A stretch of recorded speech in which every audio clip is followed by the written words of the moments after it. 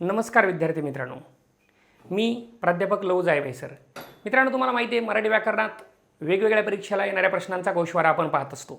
तर आज 8व्या भागामध्ये आपण मराठी व्याकरणाचे नवीन प्रश्न पाहणार आहोत. तर पाहूया मराठी व्याकरणाची कुठली प्रश्न आपल्याला आज पाहिजे. चला सरळ प्रश्नांकडे जाऊया, म्हणजे आपल्याला लगेच कळेल. मित्रांनो, पहिलाच प्रश्न तुमच्यासमोर आहे बघा. खालीलपैकी भाववाचक नाम कोणते? बुलढाणा जिल्हा पोलीस 2018 साली आलेला हा प्रश्न आहे. खालीलपैकी भाववाचक नाम कोणते? भाववाचक नाम हे वाक्यामध्ये कधीही स्वातंत्र्य येत नाही. ते नामाला किंवा विशेषणाला किंवा एखाद्या जड वस्तूच्या, व्यक्तीच्या, प्राण्याच्या आश्रयाने ते राहत असते. हे तुम्हाला माहिती आहे. चला पर्याय वाचून घ्या, उत्तर मला कमेंट बॉक्समध्ये द्या, मीही उत्तर देतो. भाववाचक नाम आपल्याला ओळखायचं बघा. ओळखू. गरीब भाववाचक नाम नाही, ठीक आहे, फक्त नाम आहे. श्रीमंत फक्त नाम आहे. गंभीर फक्त नाम आहे. आपल्या प्रश्नाचं उत्तर आहे गरिबी. गरिबी हे भाववाचक नाम आहे. जर इथं श्रीमंत नामाला भाववाचक म्हणून यायचं असतं तर त्याला श्रीमंती म्हणावं लागलं असतं, मग आपण भाववाचक नाम याला म्हणू शकलो असतो. इथं गंभीर येण्याऐवजी गांभीर्य आलं असतं ना, गांभीर्य, तर आपण याला भाववाचक नाम म्हणू शकलो असतो. चला पुढच्या प्रश्नाकडे लगेच जाऊया. वाचा मित्रांनो प्रश्न. बिकटवाट वहिवाट नसावी या वाक्यातील बिकट या शब्दाच्या विशेषणाचा प्रकार ओळखा. SRPF 2018चा प्रश्न आहे. कमेंट बॉक्समध्ये तुम्हाला उत्तर त्याचं सांगायचं आहे मित्रांनो.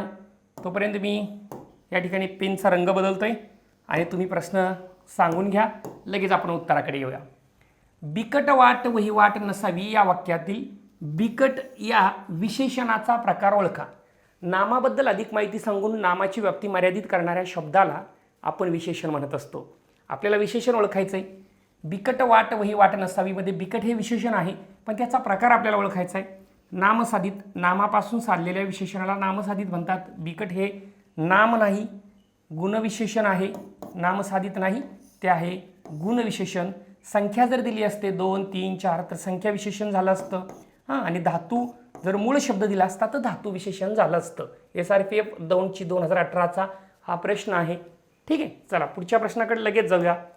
बिलकुल आपण वेळ वायाला घालणार नाही आहे, फटाफट नवीन प्रश्न पाहणार आहे. मुंबई जिल्हा पोलीस 2018 सालचा हा प्रश्न आहे.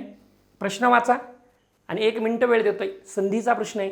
प्रत्येक टॉपिकवरती संधीवर प्रश्न असतो, म्हणजे परीक्षेला या टॉपिकवरती प्रश्न असतो म्हणजे असतो.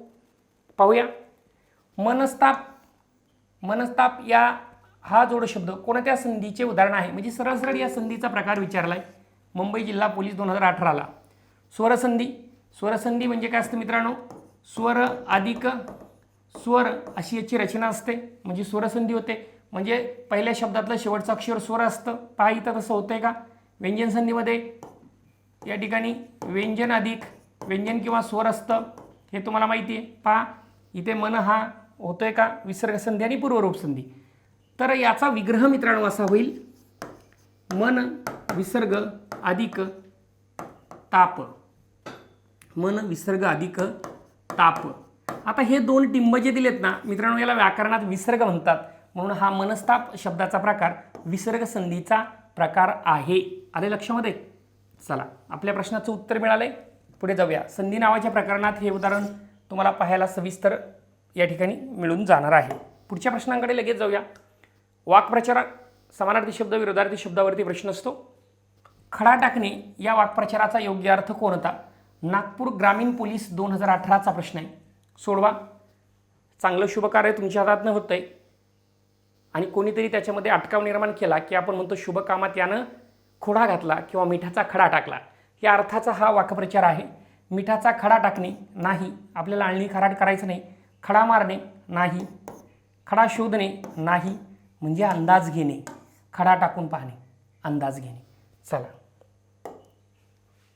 कोणता शब्द द्विगु समास दर्शवतो? मुळात द्विगु समास म्हटलं की मित्रांनो त्या समासाचं पहिलं पद जे असतं ते संख्या असतं. जे सांगलीच्या जिल्हा पोलीस 2021चा हा प्रश्न आहे. पर्याय वाचा आणि समासाचा प्रकार मला कमेंट बॉक्समध्ये सांगा. फक्त 10 सेकंदाची वेळ तुमच्याकडे देतोय. चला. पुरुषोत्तम, पंचपाळे, बटाटे वडा आणि सरसीच. द्विगु समास. पहा संख्या विशेषण पाहायचं. पुरुषोत्तम उत्तम असा पुरुष, संख्या नाही आहे. ठीक आहे. सरसीज, कर्तरी कर्मणी तुम्हाला माहिती आहे. बटाटे वडा, बटाटे घालून तयार केलेला वडा. ठीक आहे.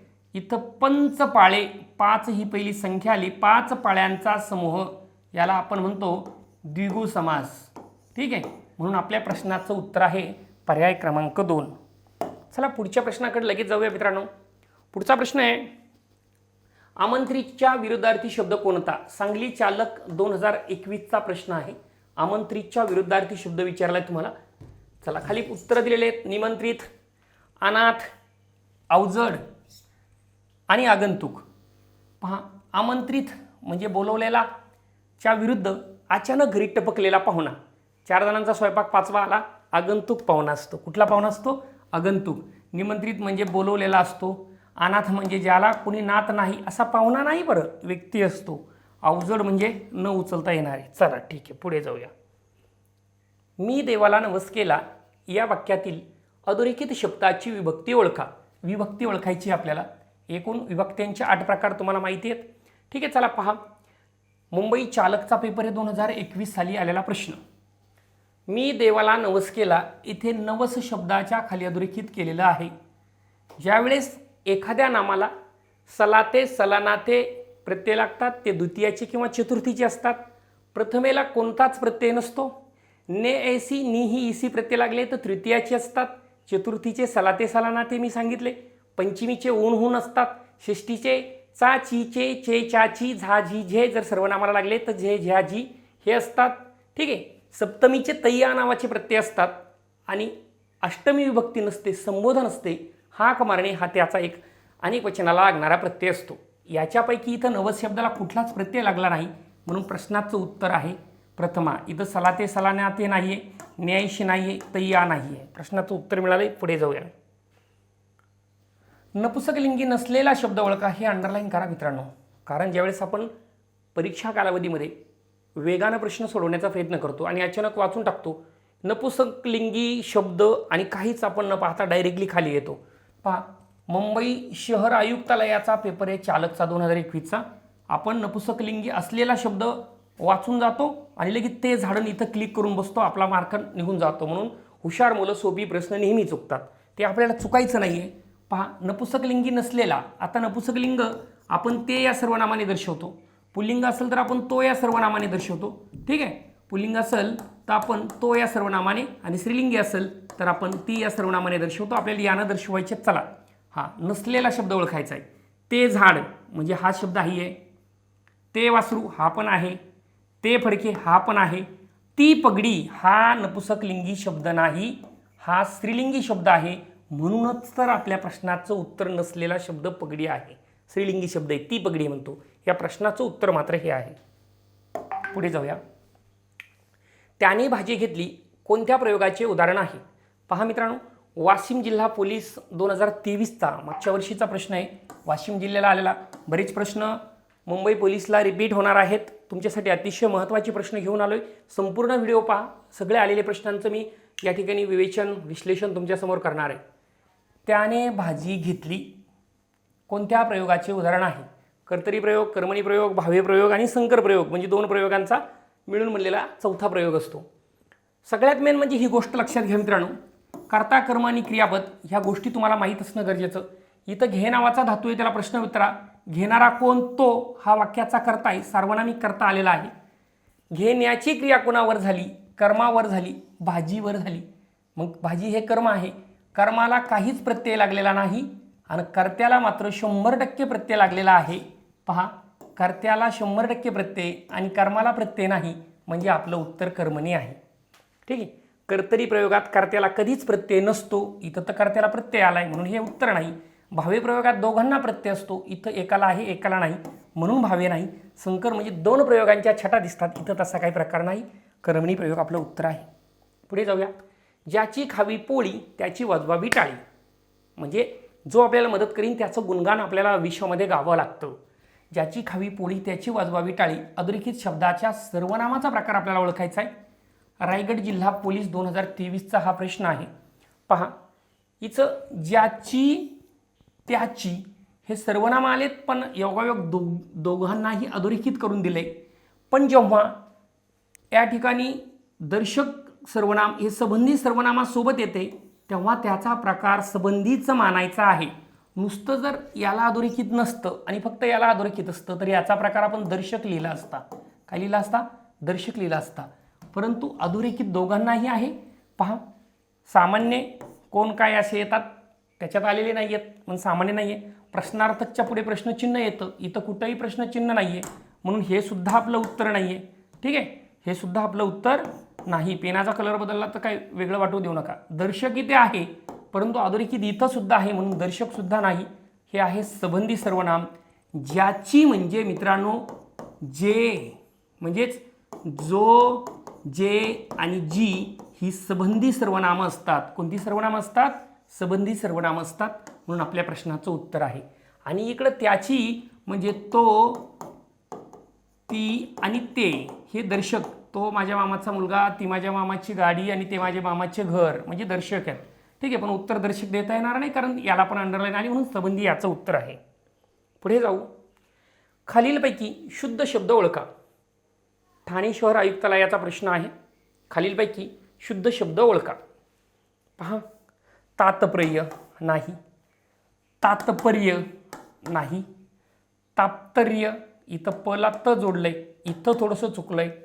तात्पर्य म्हणजे आपल्या प्रश्नाचं उत्तर आहे शुद्ध शब्दातलं. चला पुढच्या प्रश्नाचं प्रश्न वाचा आणि तुम्ही त्याचं उत्तर द्या.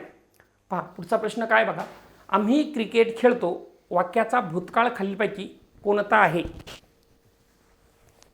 संभाजीनगर ग्रामीण पोलीस भरती 2023चं उदाहरण आहे. पहा मित्रांनो, चला लगेच सांगायचं आहे उत्तर तुम्हाला कमेंट बॉक्समध्ये. आपण लगेच पाहूया. आम्ही क्रिकेट खेळतो. खेळतो नावाचं क्रियापद आहे. वर्तमान काळात सांगितलं. आम्ही क्रिकेट खेळतो, खेळण्याचं काम चालू आहे. वाक्य वर्तमानकालीन आहे. परंतु या वाक्याचा भूतकाळ खालीलपैकी कसा होईल? कोणता काळ करायचा आहे तुम्हाला? भूतकाळ करायचा आहे. आम्ही क्रिकेट खेळू, खेळू म्हटलंय म्हणजे ते गेलं भविष्यात. हा भविष्य झाला म्हणजे हा आपल्या प्रश्नाचं उत्तर नाही आहे. आम्ही क्रिकेट खेळणार पुढेच आहे, हा सुद्धा भविष्य आहे. ठीक आहे, यापैकी नाही असं होत नाही कारण तिसरा पर्याय वाचायचा आहे. आम्ही क्रिकेट खेळलो, आमचं क्रिकेट खेळून झालेलं आहे. खेळून झालेलं आहे म्हणजे आपला काळ भूतकाळ आहे. एखादी घटना घडून काही कालावधी लोटला असेल तर त्याला भूतकाळ म्हणतात. समजलं? चला पुढे जाऊया. पुढचा प्रश्न आहे मित्रांनो. खालीलपैकी कोणत्या पर्यायातील शब्दाची सुरुवात दंत अधिक तालव्य म्हणजे दंत तालव्य वर्णानं सुरू झाली नाही? नाही विचारलं रे बाबांनो. खालीलपैकी कोणत्या शब्दाची सुरुवात दंत तालव्य शब्दानं झालेली नाही? मुंबई लोहमार्ग पोलीस 2023चा प्रश्न आहे. पहा, चांबडे, जलोग, चवदार आणि झरा. पहा, इथं जलोग म्हणतो आपण. जलोग दंत तालव्यानं याची सुरुवात झालेली नाही. इथं चमडे, दात आणि टाळूला आपली जीभ लागते. चवदार म्हणजे चवदार, झरा दात आणि टाळूला लागते. जलोग याचं उत्तर आहे. ठीक आहे, याची झालेली नाही. पुढे चला. मुलगा पुस्तक वाची वाक्याचा काळ ओळखायचा आहे. डबल काळावर प्रश्न आलाय. रत्नागिरी जिल्हा पोलीसचा प्रश्न आहे. बघा मित्रांनो, वेगवेगळ्या जिल्ह्यांचे प्रश्न मुद्दामहून तुमच्या समोर घेतलेले आहेत. पहा, मुलगा पुस्तक वाची या वाक्याचा काळ ओळखा. रीती भविष्यकाळ, रीती भूतकाळ, रीती वर्तमान काळ आणि साधा काळ. आता सिंपल टेन्स म्हणजे साधा काळ तर इथे नाहीच आहे. ठीक आहे, मुलगा पुस्तक वाची. आता वाचित असे म्हटलं असतं तर रीती भविष्य काळ आला असता. इथं रीती भविष्य नाही आहे. मुलगा पुस्तक वाचत असे वर्तमानात राहिला असता? नाही. मुलगा पुस्तक वाची पूर्वीची घटना सांगितली म्हणून रीती भूतकाळ आहे. पुढे जाऊया. वीज या शब्दाचा समानार्थी शब्द कोणता नाही? हे इंडिकेट करा बाळांनो. काय होतं अशा प्रश्नामध्ये? वीज तुम्हाला वाटतं हां चपला वीजला म्हणतात, ब्लॉक भरला, पण खाली तडीत पण म्हणतात, सौदामिनी पण म्हणतात. म्हणजे मित्रांनो, वीज म्हणजे काय? तर वीज म्हणजे चपला, वीज म्हणजे तडीत, वीज म्हणजे सौदामिनी. पण विचारलाय काय प्रश्न? कोणता नाही? मग वंचना, विवंचना, वंचना हा वीज, चपला, तडीत, सौदामिनी याचे समानार्थी शब्दात मोडत नाही. ठीक आहे. अधोरेखित शब्दाचा प्रकार ओळखा. मांजर झाडावर चढले. पालघर जिल्हा पोलीस 2023चा प्रश्न आहे मित्रांनो. मांजर झाडावर चढले. जेव्हा क्रियाविशेषण अव्यय हे एखाद्या शब्दाला जोडून येते ना बाळांनो, शब्दाच्या योगायोगाने येते, तेव्हा त्याला शुद्धयोगी अव्यय म्हणतात. उभयान्वयी अव्यय जे असतं ना, ते दोन शब्द किंवा दोन वाक्य जोडण्याचं काम करतं. ठीक आहे, दोन शब्द किंवा दोन वाक्य जोडायला उभयान्वयी अव्यय असतात. इथं वाक्य एकच आले, मांजर झाडावर चढले. बघा जरा व्यवस्थित, एकच वाक्य आलंय म्हणजे उभयान्वयी अव्ययाचा प्रश्नच उरत नाहीये. ठीक आहे, खाली दिले शब्दयोगी अव्यय, शब्दाला जोडून शब्द आलाय, हे आपल्या प्रश्नाचं उत्तर आहे. हे का नाही तर केवळ प्रयोगी अव्ययाच्या नंतर नेहमी काय येतं किंवा सुरुवातीला काय येतं, उद्गारवाचक चिन्ह येतं. हेही आपल्या प्रश्नाचं उत्तर नाही. क्रियाविशेषण अव्यय हे कधीही शब्दाला जोडून येत नाही. म्हणजे इथं जर झाडाऐवजी असा शब्द आला असताना झाड आणि वर, ठीक आहे, तर आपण याला क्रियाविशेषण अव्यय म्हणू शकलो असतो, पण आता आपण म्हणू शकत नाही. म्हणजे हे सुद्धा आपल्या प्रश्नाचं उत्तर नाही. उत्तर आहे शब्दयोगी अव्यय. पुढे बघा, वाचा. थोडासा रिस्पॉन्स तुम्ही दिला कमेंट बॉक्समध्ये. एकदा यस सगळ्यांनी एका प्रश्नाचे ट्राय केलं तर माझा शिकवण्याचा हुरूप तुमच्यासोबत वाढेल आणि मला उद्या असे आणखीन लेक्चर बनवायला थोडीशी मदत होईल. चला, आजोबाने नातवाला गोष्ट सांगितली या वाक्यातील क्रियापदाचा अचूक प्रकार ओळखा. क्रियापदाचा प्रकार ओळखायचा आहे. क्रियापद नेहमी वाक्याचा अर्थ पूर्ण करते आणि वाक्याच्या शेवटी किंवा मध्ये सुरुवातीला असते, पण 99% मराठीत शेवटी येते. तुम्ही म्हणाल सर तुम्ही बोलता बोलता काही बोलून जाता.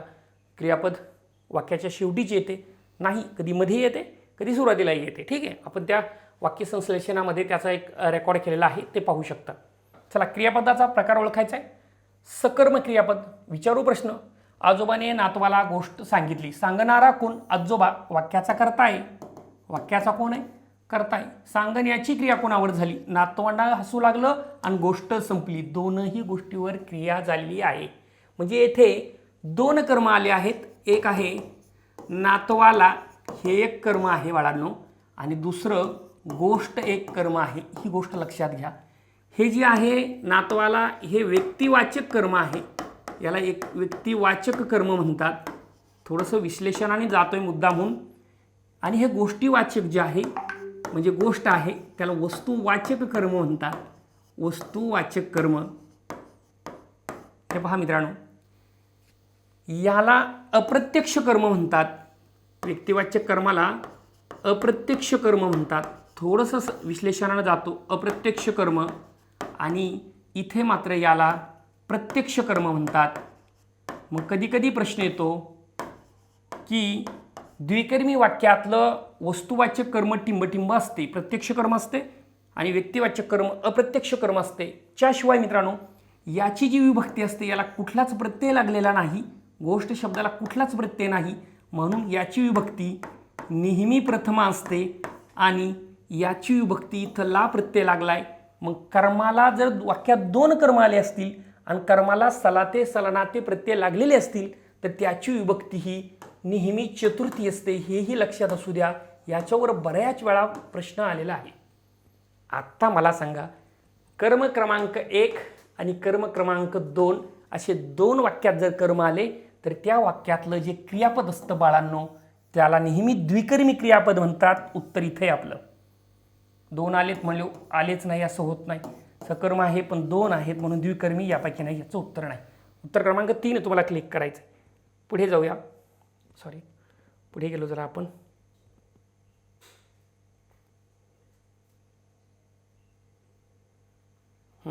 चल इथे यायचं आहे.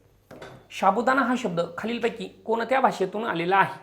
चला प्रयत्न करा तुम्ही. साबुदाणा खिचडी तुम्ही सगळे खाताय उपवासाला. ठीक आहे, उपवासानं देव पावत नाही म्हणतात, पण हरकत नाही श्रद्धा ठेवायला. रायगड जिल्हा पोलीस 2023चा प्रश्न आहे. साबुदाणा हा शब्द कोणत्या भाषेतून आलेला आहे? मित्रांनो, मराठी भाषा ही समृद्ध भाषा झाली आहे, अभिजात भाषा झाली आहे, आणि या भाषेमध्ये वेगवेगळ्या भाषांचा प्रभाव भाषेवरती पडलेला आहे.